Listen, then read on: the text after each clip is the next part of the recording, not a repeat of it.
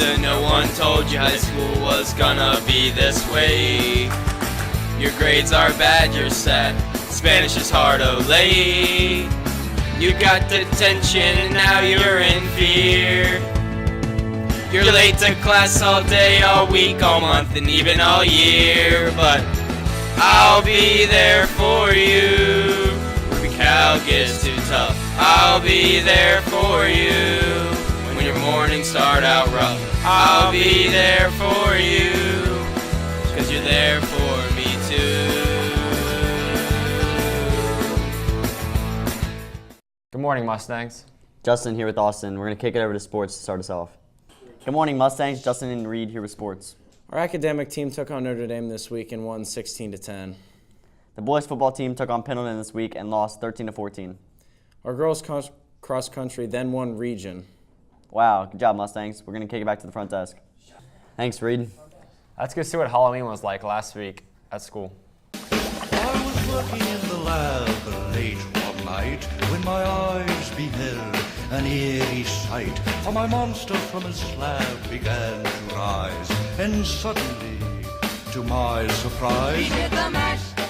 He did the monster mash. The monster mash. It was a graveyard smash. He did the mash. It caught on in a flash. He did the mash. He did the monster mash. From my laboratory in the castle east to the master bedroom where the vampires feast. The ghouls all came from their humble abode to get a jolt from my electrode. They did the mash. They did the monster mash. The monster mash. It was a graveyard They smash. did the mash. Wow, that was spooky. Now we have Kevin with some deep thoughts. Deep Thoughts with Kevin Kruger. If a tomato is a fruit, is ketchup a smoothie? If two mind readers are reading each other's minds, are they just reading their own minds?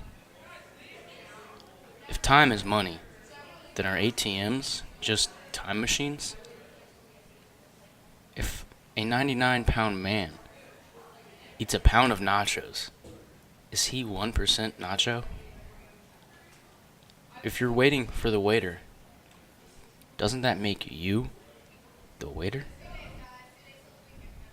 If you watch an Apple store get robbed, are you a witness or an eyewitness? What if there were no hypothetical questions?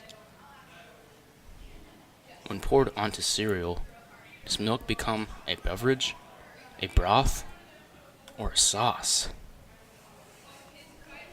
This has been Deep Thoughts with Kevin Kruger. Wow, that was crazy, Kev.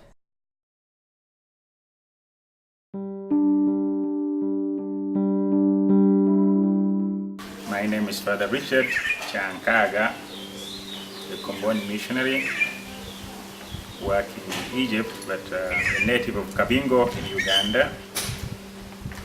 First, I'd like to talk about how the person lived their daily lives and how a typical person would wake up in the morning and what he would do throughout the day with the many challenges that he or she faces.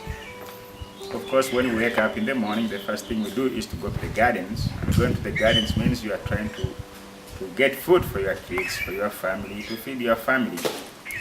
And then as a parent, one has to think about how he can take his kids to school, how he can treat his children and his family, in other words, how to take care of their families.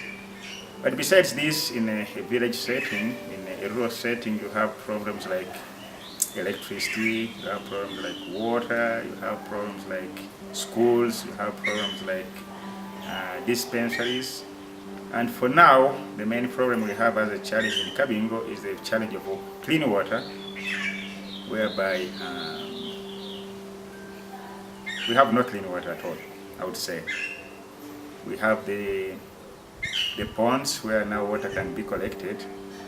Some shallow wells have been constructed, but when it comes to the dry season, they dry up and there's not enough water for the people.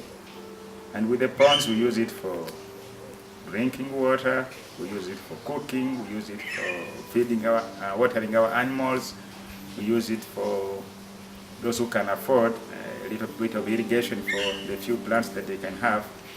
So these 2 or 3 ponds in the village, after 2 months of drought, they also dry up. They also dry up, so people have to go miles and miles in search of water. So this, for now, as Kabingo people, is the main challenge that we face.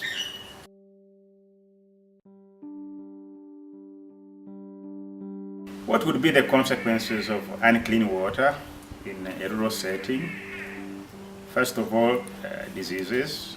Like this July, we had so many cases of typhoid, we had so many cases of diarrhea, we had so many cases of malaria, so many cases of, sicknesses of all different kinds.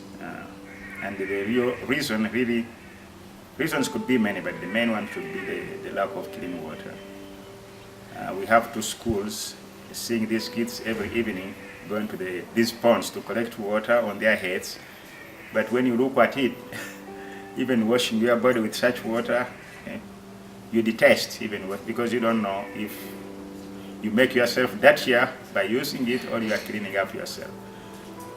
We have white as a blouse, as a uniform for our kids. Now the color is no longer white. The shirts have changed color. The shirts have changed color because as the drought continues, the water gets dirtier and more sicknesses are experienced.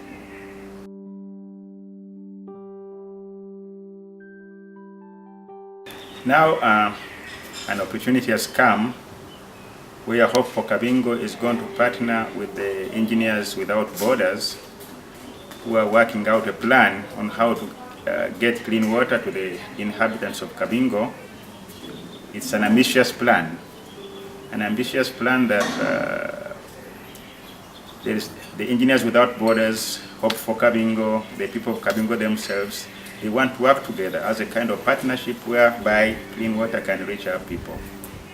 It's a plan that will not be achieved in 1 year, maybe not even in 2 years. It will be in stages. But what is important are the resources to be able to achieve this plan. It is ambitious, as I said, but how do we reach the objective, the goal that we want to have? The Engineers Without Borders have helped us to work out a kind of a program that is supposed to be followed. And of course it needs financing, it needs resources, it needs manpower. We as people of Kabingo are ready to do our part, but of course it's not enough. We need people from other places to give us a hand in order to be able to achieve this purpose, this goal that we have in mind. In partnership with Hope for Kabingo, USA, Hope for Kabingo, Uganda, and the Engineers Without Borders.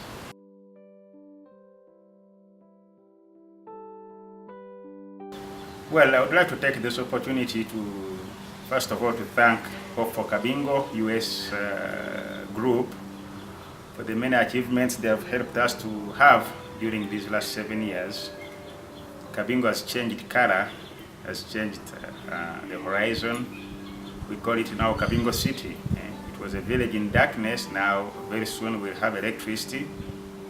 The kids in the schools, practically every family has an educated person. Economic development, women are doing their jobs, developing their skills, and creating little businesses. I would say things are changing. I take also the opportunity for whoever will help us with this new plan of the water, which is now the main challenge that we have. I take the opportunity to thank you in advance, and we hope that we have now electricity, that in a few years we will also have running water in Kabingo. Thank you and God bless you.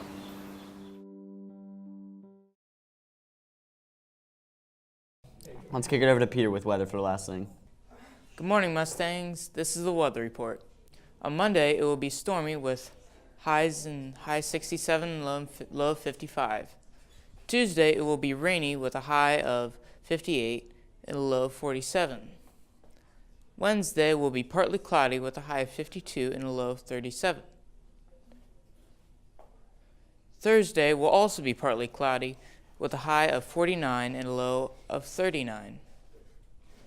Friday will be partly cloudy at the end of the school week with high 51 and low 42.